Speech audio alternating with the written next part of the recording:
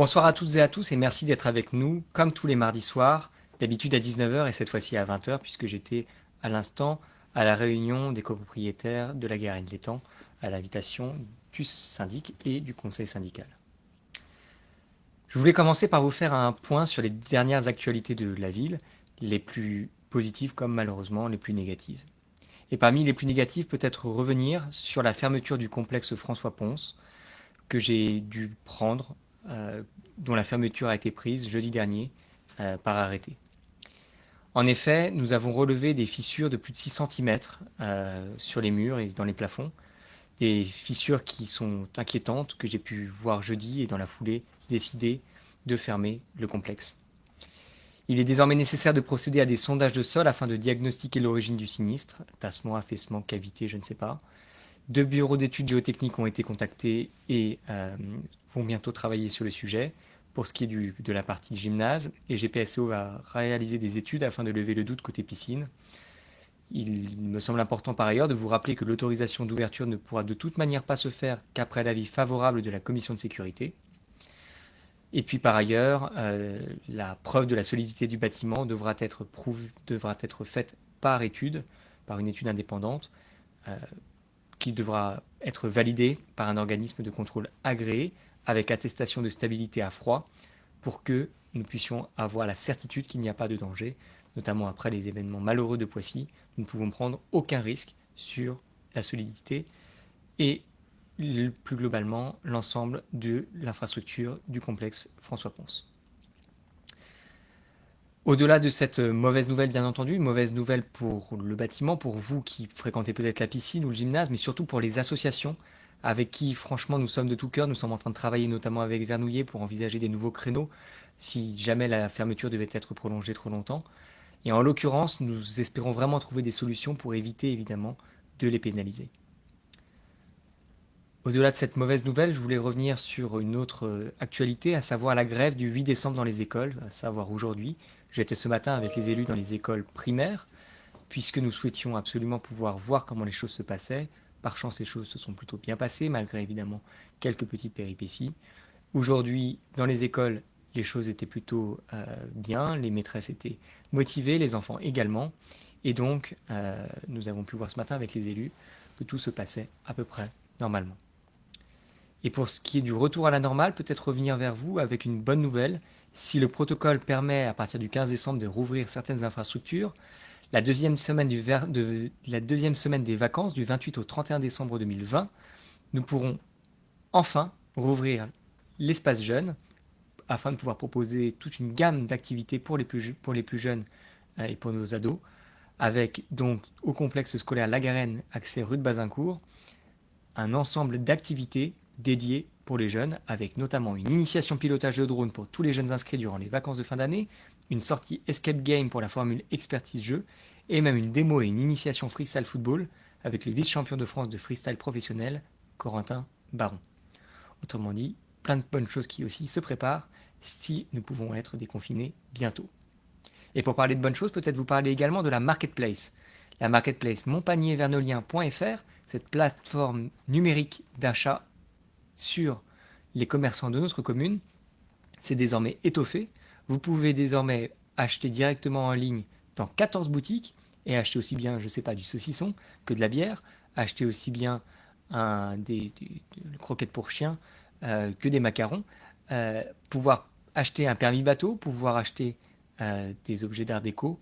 C'est tout ce que vous pouvez trouver sur Mon Panier Vernolien, une plateforme qui se développe, une plateforme qui a vocation à s'agrandir, avec pas seulement les commerçants de la ville, mais aussi tous ceux qui viennent sur le marché.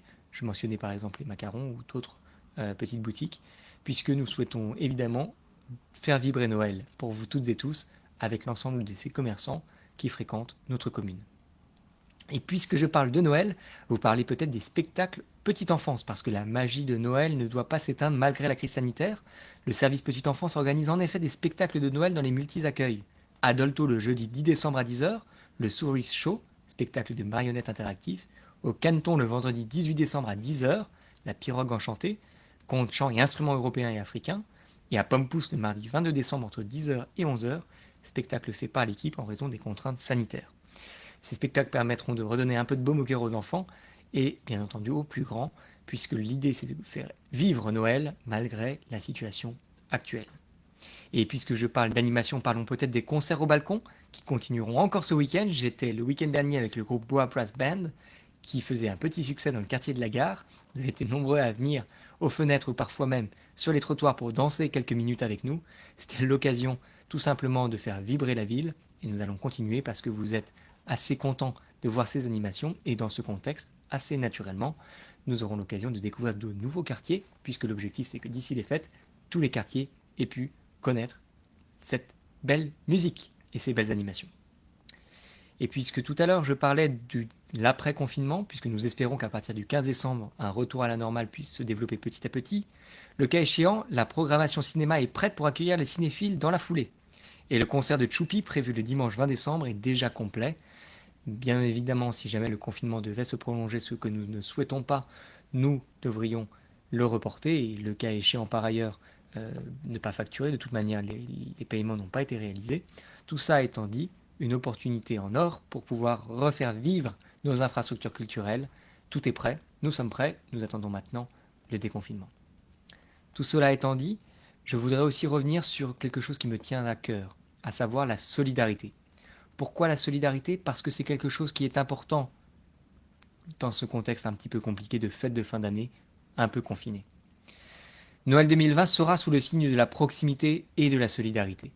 Et c'est dans ce contexte-là que nous avons procédé à différentes actions et que nous allons continuer. D'abord, vous l'avez sans doute vu, hier, c'est le collectif Pont Solidaire qui, avec la mairie, a fait don de 200 kg de fruits et légumes au Secours catholique. Aujourd'hui, c'est le Rotary Verneuil qui faisait un don, également alimentaire, au Resto du Cœur, à Vernouillet.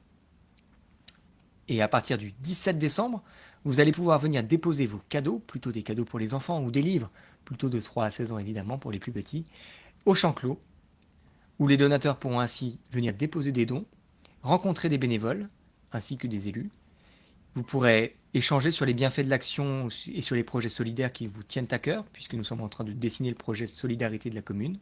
Et plus globalement, vous pourrez faire un don à des familles qui en ont besoin, les personnes souhaitant bénéficier d'un cadeau, pouvant se signaler bien entendu à la mairie, ou tout simplement, nous viendrons en porte-à-porte les retrouver s'ils sont déclarés au CCAS.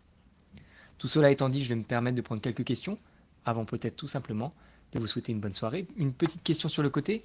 Comptez-vous vous positionner sur l'instruction en famille, aider les parents en contactant des députés par exemple? Alors pour ce qui est d'aider les parents dans un contexte un petit peu compliqué sur notamment le scolaire, etc., bien entendu, ce sont des sujets qui ont été déjà remontés. Déjà remontés d'ailleurs pas qu'aux députés, pas qu'à notre député Michel de Vaucouleurs, aussi à d'autres élus, et nous avons eu l'occasion d'en discuter aussi bien côté GPSEO, etc. Mais ce qui me tient à cœur vraiment, vraiment, vraiment, c'est évidemment de pouvoir proposer des solutions. Et nous ne dessinons pas les solutions seuls à la mairie, nous les dessinons également avec les associations et parfois avec vous lorsque il y a de bonnes idées. Je citais à l'instant cette idée des cadeaux de Noël solidaires, ce n'est pas forcément notre idée, c'est une idée commune qui avait pu émerger de la part d'une Verneuilienne qui est venue nous trouver en mairie, nous proposer, monter le projet avec nous et le porter jusqu'à ce qu'il puisse éclore, en l'occurrence, la semaine prochaine. Je vais prendre une autre question que j'ai sur le côté également. En l'occurrence, quid de Ponce? Est-ce qu'on pourra encore envisager sa réouverture avant la fin d'année?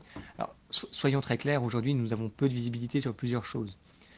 Nous avons peu de visibilité sur l'infrastructure de Ponce, nous avons peu de visibilité sur le Covid, et donc sur l'utilisation possible de Ponce, et nous avons peu de visibilité par ailleurs sur ce qui va se passer dans les prochaines semaines, dans les prochains mois, étant donné le contexte un petit peu particulier, à la fois Covid, et puis à la fois protocole tout court, puisque vous le savez, certaines institutions, et je crois notamment Notre-Dame, pour Verneuil, ont décidé de prolonger certains dispositifs du protocole jusqu'au mois de juin. Je pense en l'occurrence pour Notre-Dame, des sorties le midi. Tout cela étant dit, je reste à votre disposition aussi bien ici sur le côté pendant 30 minutes, le temps de répondre à vos questions, par mail ou directement en mairie si vous le souhaitez, et je vous souhaite une agréable soirée et une excellente semaine. À la semaine prochaine.